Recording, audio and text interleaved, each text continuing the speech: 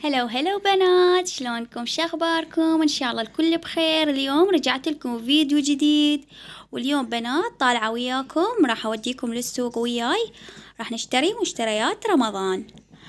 بنات، الصراحة أنا ما قدرت أصور لكم مشتريات، يعني فوانيس والشغلات اللي اشتريتها وتزيين مال رمضان، هاي كلها ما قدرت أصور لكم. يعني تدرون أني جايبة جديد وهوسة كلش على راسي. صورت لكم لقطات وسويت لكم شغلات يعني بسيطة من المشتريات مالاتي.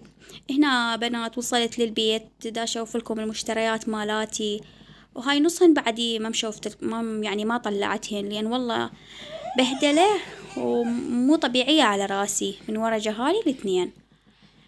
هنا بنات هذا الترمز مالتي انكسر، ورحت اشتريت واحد، اشتريت حفاضات للجهال، هواي شغلات اشتريت.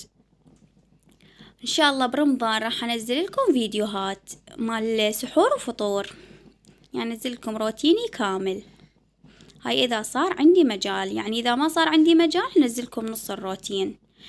هنا اشتريت دجاج وبصل وهاي شغلات اشتريت، وبهارات وكاستر ومعلاق، هواي شغلات بعد. نص صفطتهن، يلا جيت شوفت لكم الاغراض. هاي كاستر ونشا وسلق كرفس، هواي شغلات. حتى قلت ان شاء الله لان تدرون انتو برمضان ماكو ما يطلعون حتى يم الباب. هنا بنات فرزت كبة، هاي بعدني نصهن وشوفت لكم اياهن. وسويت تزيينات للبيت هم للرمضان، هم ما قدرت اصور قبالكم، يعني ما قدرت اسوي واصور. هنا بنات وصلت وياكم لنهاية الفيديو، لا تنسون اللايك والاشتراك بالقناة، ومع السلامة. اي شي يعجبكم كتبولي بالتعليقات، واي شي خطأ هم قولي.